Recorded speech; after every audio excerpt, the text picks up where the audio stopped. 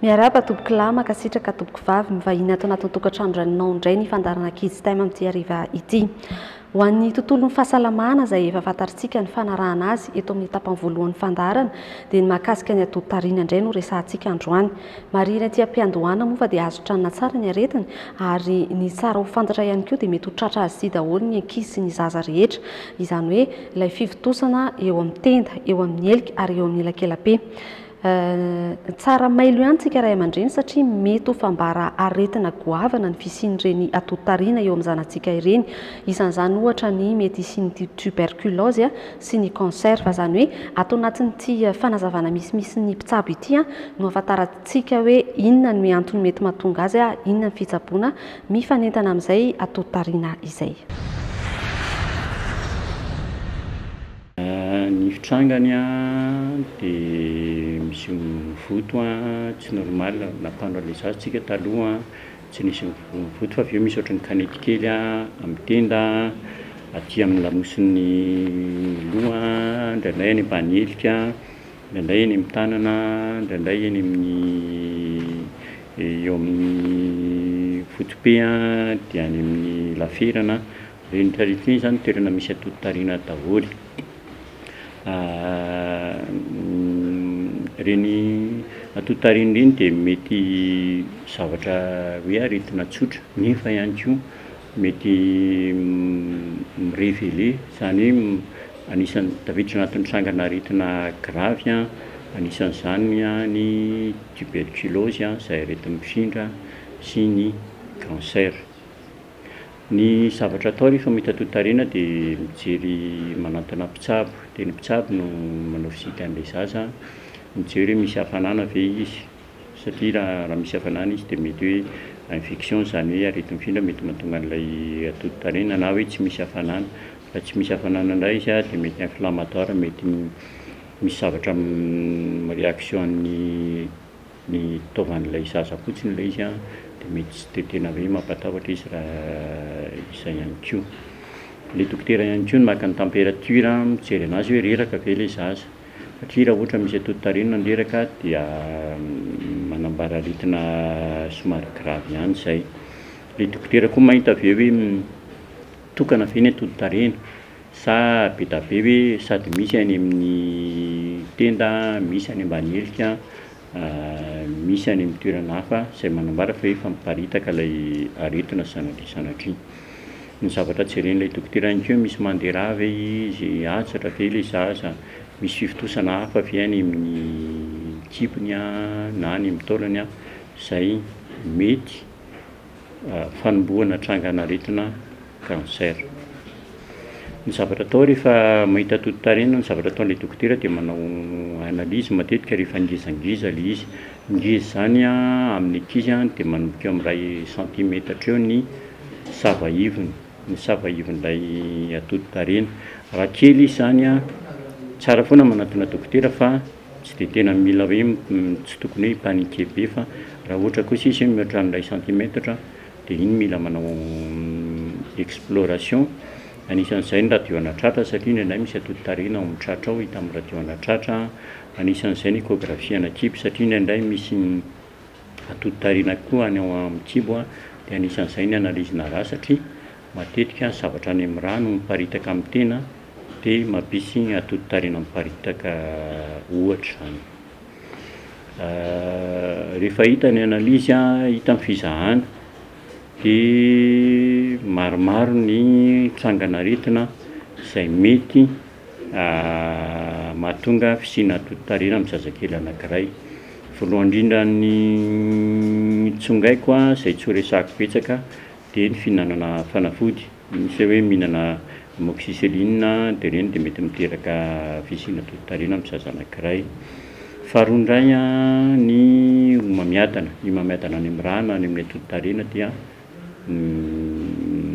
trangana aretina voalohany amin'ireny dia atoditarina mety eo amin'ny tenda, mety any amin'ny fotope.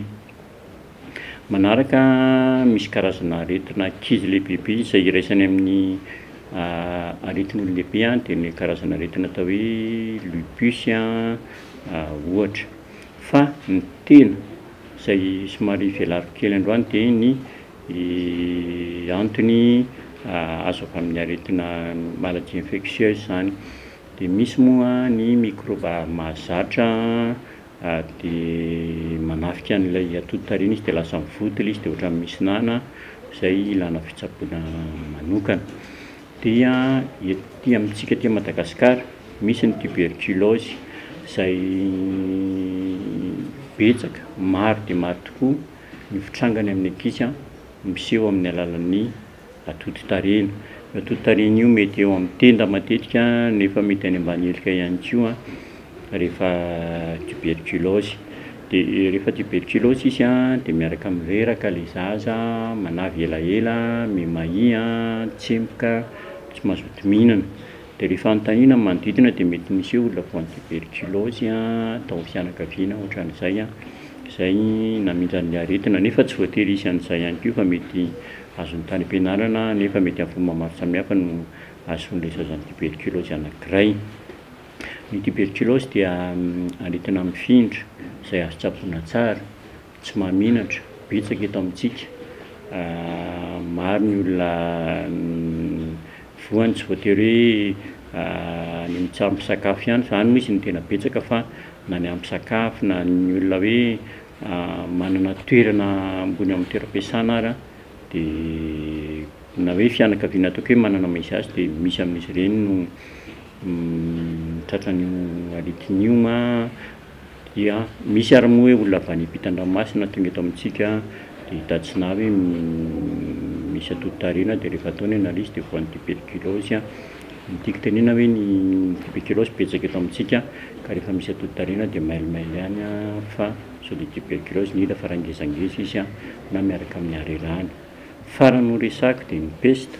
Fitranga amin'ny peste dia atoditarina hafanana be dia matetika eo amin'ny tenda raha ohatra ka hoe tamin'ny tanana no kaikitra parasy izay namindra an'ilay izy any amin'ny fotope indray raha ohatra hoe any amin'ny tongotra nikaikitra ilay parasy izay urgence satria mahafaty dia mila manatona toeram-pitsaboana haingana dia atao diagnostic rapide eny ambony dia eny ny fitsaboana iny ihany koa moa dia sitrana tanteraka. Ho faranako ny resaka mikasika ny atoditarina ny ankizy. Ny atoditarina ny ankizy moa tsy aretina fa trangana aretina fa mety manambara aretina tsy dia masika izy kanefa ihany koa mety manambara aretina gravy toy ny peste, mety manambara aretina izay mahasosotra toy ny tuberculose izay azo tsaboana tsara fa ny amaranako azy dia izao hoe raha atoditarina ngezangeza na elaela tsy afaka dia aleo manantona toeram-pitsaboana. Saotra tompoko. Tonga eto amin'ny tapan'ny fanabeazana indray isika, izany hoe tamin'ny herintsika efa niresaka an'izay mahakasika ny fanabeazana eo amin'ny tanora, torohevitra omenan'ny tanora mikasika an'izay fampitana ny fanabeazana izay fa mbola ho tohizantsika izay androany dia mikasika ny fomba fiteny. Izany hoe isika ray aman-dreny ao an-trano dia tokony modely amin'ny fomba fiteny satria ny ankizy efa mahita zavatra be dia be ny amin'ny tontolo iainana eny amin'izy ireo samy ankizy eo ihany koa ny fivoaran'ny teknôlôjia izay efa mandroso be amin'izao fotoana izao izay ahitana karazana zavatra maro be fa izany hoe isika ray aman-dreny aloha no tokony ho modely voalohany. Zava-dehibe ihany koa ho an'ny ray aman-dreny ny mitandrina amin'ireo fomba fiteny na tena ampiasaina rehefa manabe ny ankizy. Anisan'ny tsy mety dia ny fanaovana sia na ny fandavana ny zaza. Raha misy zavatra tiantsika ray aman-dreny hataony zaza na tsy hataony dia iazahana ny manova ny teny hoe sia ho eny ary ny fandavana fanekena kanefa zavatra mitovy no tiana ambara. Zavatra mitovy no tiana ao ambara fa raha misy sia na fandavana ao amin'ny teninao na ao amin'ny fehezantena ampiasainao dia mba iazahanao ny manova an'izay ho eny na fanekena kanefa zavatra mitovy no ambara. Ohatra voalohany, tsy mety ohatra ny manao amin'ny zanaka izay mangataka hilalao nefa mbola tsy nahavita devoir, izany hoe manana devoir ataony ilay zanaka ao nefa izy te hilalao. Dia matetika ny fitenitsika ray aman-dreny amin'io zazy io de hoe sia sy mahazo milalao ianao anaka raha sy vitanao ny devaranao. Dia iazao a ny manovan'izay teny hoe sia sy fandavan'izay hoeny, kanefa zavatra mitovy ny tianao ambara. Raha izay ohatra ny tianao ambara dia izao no ilazao azy hoe eny anaka, mahazo milalao ianao rehefa vitanao tsara ny devaranao. Zany hoe zavatra mitovy zany tianao lazaina amin'ilay zanakao a, fa raha mampiasa an'ilay teny hoe sia sy fandavana ianao a dia zavatra hafa no andraisan'ilay zaza azy. Fa raha ohatra hoe iny zavatra tianao ambara iny no hovainao ny fanambarana azy amin'ny alalany ohatry ny hoe fanekena na fampiasan'ny teny hoe eny, dia hafa misy no andraisan'ilay zaza azy. Zany hoe raisy ny ampitiavana zay a dia ataony araka ny nahi-pony. Ohatra faharoa, sy mety ny miteny hoe sia sy mahazo mijery tele ianao fa tsy maintsy mianatra lesona. Ohatra, matetika zay no fomba fitenin'ny ray aman-dreny amin'ny zanany. Izay no tianao ambara fa hovay ny filaza azy, esory ilay teny hoe sia sy ilay hoe sy mahazo.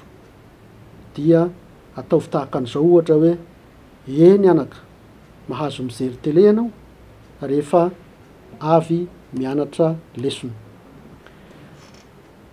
Ny ray aman-dreny rehetra dia mazava ho azy fa samy mikendry ny ahasarany zanany daholo, ny ahatonga lafatra azy ireny. Na ny ray aman-dreny helikoptera na ny ray aman-dreny sefo miaramila dia samy tiany zanany ary miary fatratra an'izay fitiavany zanany zay a, ka sy mamela na sy manaiky ny zanany hisedra olana na sy fahombiazana na zava-sarotra. Raha sy avelan'ny ray aman-dreny hisedra sy fahombiazana na zava-sarotra ny zanany, sy ho afaka hisafidy fahombiazana izy. Misy fitenenana manao hoe soho kenda ahy sako, soho lavo ahy amindra. Ny akamaroan'ny ray aman-dreny matetika dia misolo tena ny zanany hisako ny taolana mba sy ho kenda misy izy. Toy izay mamela azy ho kenda indraindray na ho kenda indray mandeha mba hisako ny sara ny taolana sy hakenda azy isony. Rehefa saina misafidy ny ankizy a, voatery mandinika sara izy, sy maintsy misafidy izy. Safidy vokatry ny eritreriny a, ny ataony a dia vokatry ny safidiny. Ianao ray aman-dreny a dia manery ny zanakao akolaka mba hanatanterahany izay tianao hataony zanakao amin'ny alalan'ny fanontaniana, amin'ny alalan'ny safidy omenao azy, amin'ny alalan'ny fampiresahana, ampitiavana ary manaraka lozika. Rehefa saina misafidy ny ankizy a, mety hisafidy zavatra tsy mety izy, mety hanao ny sy tokony ataony izy, misy vokany izay safidin'izay. Na tsara na rasy izany vokany izany a, dia mahatonga azy hianatra lesona avy amin'izay vokatra rasy na tsara ny safidin'izay. Rehefa saina misafidy ny ankizy a, mahasapa-tena izy fa nitokisana, mahasapa-tena izy fa tompona andraikitra, manery azy hitandrina kokoa amin'izay ataony zany. Ny olona rehefa nanakinana zavatra dia mitandrina kokoa, ka rehefa nasainy ray aman-dreny misafidy izy a, fantany hoe izy ny tompona andraikitra amin'izay, dia mitandrina kokoa izy. Fantany fa na inona vokany dia tompona andraikitra izy, satria izy no naka ny fanapahan-kevitra. Ny ray aman-dreny no mila miova voalohany aloha raha te hanovan'ny ankizy. Araka ny voalazako hoe ny ankizy amin'izao fotoana izao sy mitovy amin'ny ankizy teo aloha noho ny zava-misy amin'izao fotoana izao. Dia matetika ny ray aman-dreny te hanova ny ankizy, fa mbo afaka hanova ny ankizy a, dia sy maintsy ny ray aman-dreny aloha no miova voalohany. Sy maintsy modely ho arahiny zanany ny ray aman-dreny. Ny ray aman-dreny no arahany zanany, ary izay no mahatonga ilaza hoe sy maintsy ny ray aman-dreny aloha no miova. Raha tiana hafehitena ny ankizy a, dia ny ray aman-dreny no mila mahafehitena voalohany eo anatrehan'ny zanany. Raha tiana ho tompona andraikitra ny ankizy, sy maintsy ny ray aman-dreny no modeliny voalohany amin'izany mahatompona andraikitra azy izany. raha tia ny ray aman-dreny hanaza azy amin'ny teny sy fietsika ny zanany sy maintsy ianao ray aman-dreniny aloha no manaza ny zanakao amin'ny teninao sy ny fihetsikao. Ny ray aman-dreny a no modely voalohany ho an'ny zanany. Raha ny tontolo fandokoana sary na raha antsika hatramin'izay rakizy a dia eto kosa indray isika dia ny tanana indray no ampiasaina hoe inona indray ary zany no amboarintsika ho an'ny fanabeazana androany, ho an'ny taozavatra kely amboarintsika ao an-trano. Bitro kely no amboarintsika androany izay inona fa mbola tsy tara loatra raha mbola manamboatra bitro kely tsika androany. Ny manaraka ataontsika indray zany zao a dia hiditra amin'izay tsika ny amin'ilay le lazaintsika hoe mahakasika ny paka. Ny tena manavanana antsika hoy isika teo a dia hoe atody, bitro ny toy izany. Dia andao a hetezantsika le ambin'le nanaovana an'iny teo zany a dia ho hetezantsika mitovy toy izao maromaro a amin'ity carton chemise ity. Dia ho hetezantsika toy izao a ataontsika maromaro iny.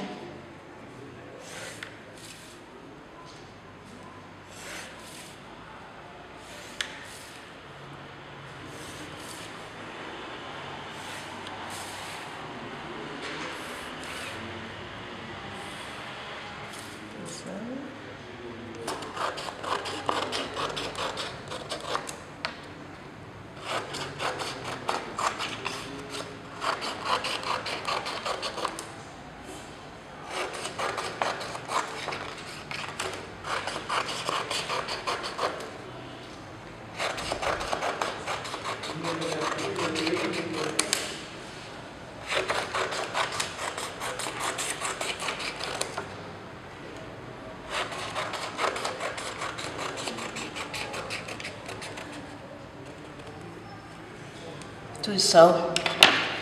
Rehefa vitantsika izay a dia somary ahodintsika ohatr'izao ity a, ahodintsika toy izao a. Eo amin'ny ilany iny ihany. Somary ahodina, apetraka eo iny.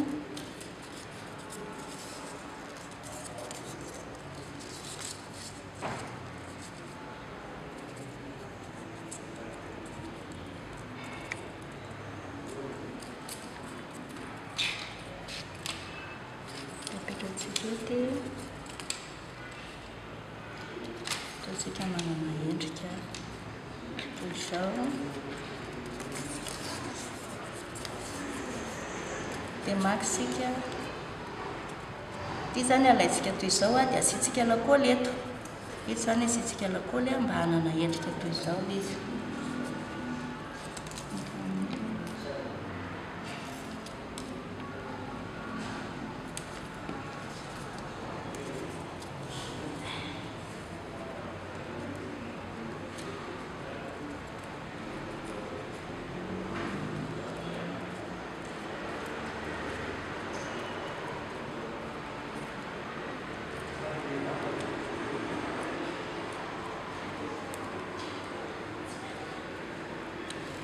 Izao dia alaitsika.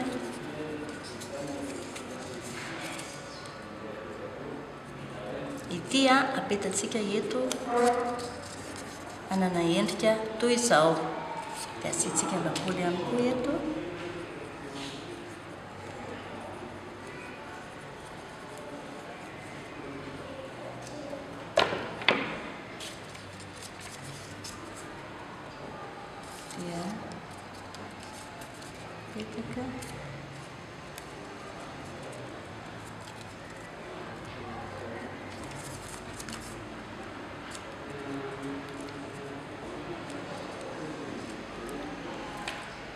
Zao. Dia ireto le zavatra naforontsika reto a, anapahantsika kely fa lava loatra.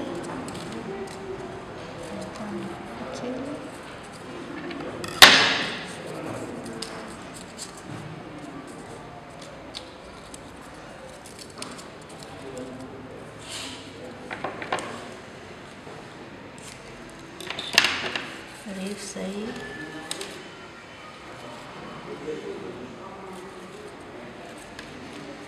dia apetaka dia asiana lakoly eto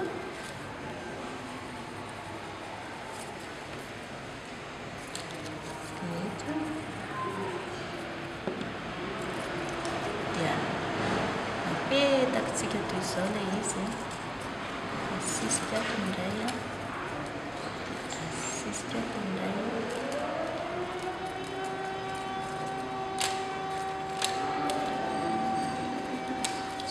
dia mahazo endrika toy izao tsika dia asitsika fara anankiray farany ohatran'ity hipetrahany eo ambany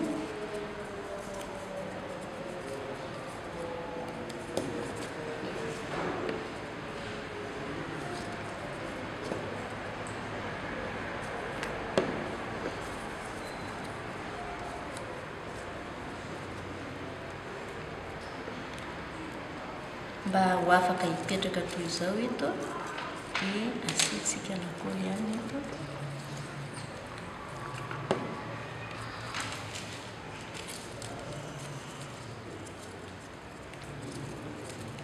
dia mahazo endrika toy izao isika ary asitsika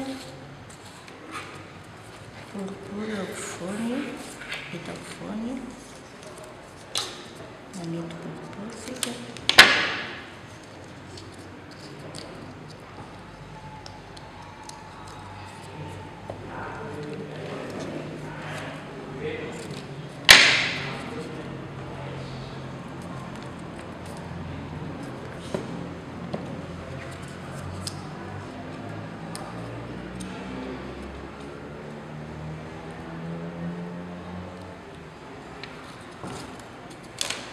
asiana lakoly eto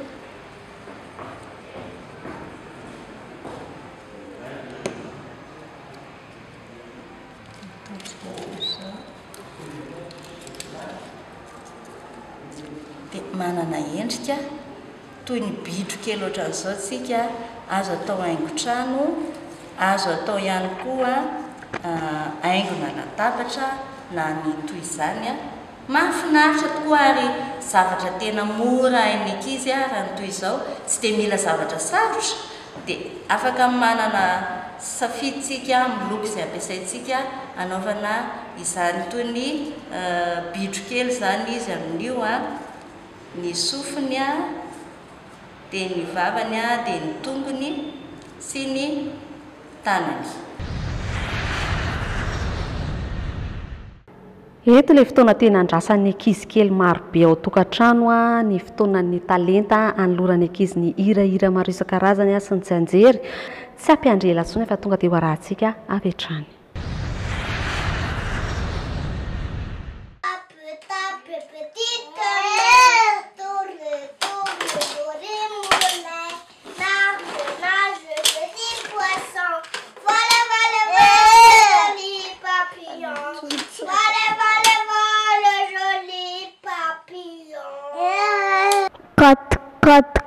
Codette, je suis la jolie Codette. J'ai pondu 3 jolis œufs, un tout vert, un tout bleu.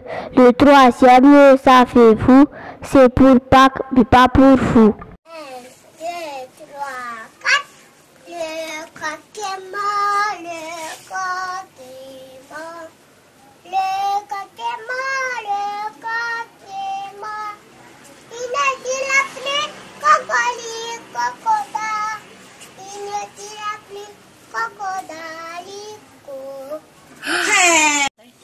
Alipta zuma vai zamrer malalam dewa kono se chanza para pulang kono dewa mena chawa chimale le fukum tu kamafi manirnya tapi nina no mama fina ya yala dala nam nawe narela manifa nina na sen jama natunga nai kal alek na nora non mu fetuna dewa sen jama macharo.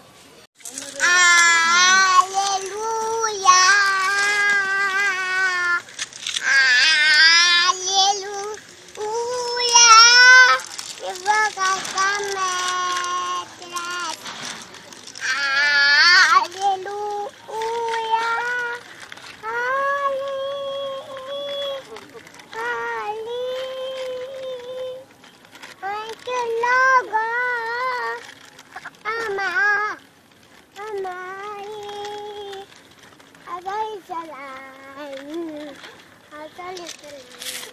C'était le temps de copains, c'était le temps de copains quand on jouait au football pendant la récré du matin dans la courrise de l'école. On tapait de n'importe quoi, pas de son morceau de pain, pas de fer ou furent chiffons, mais nous étions des vrais champions. Les frères et les sœurs regardent maintenant le foot à la télévision.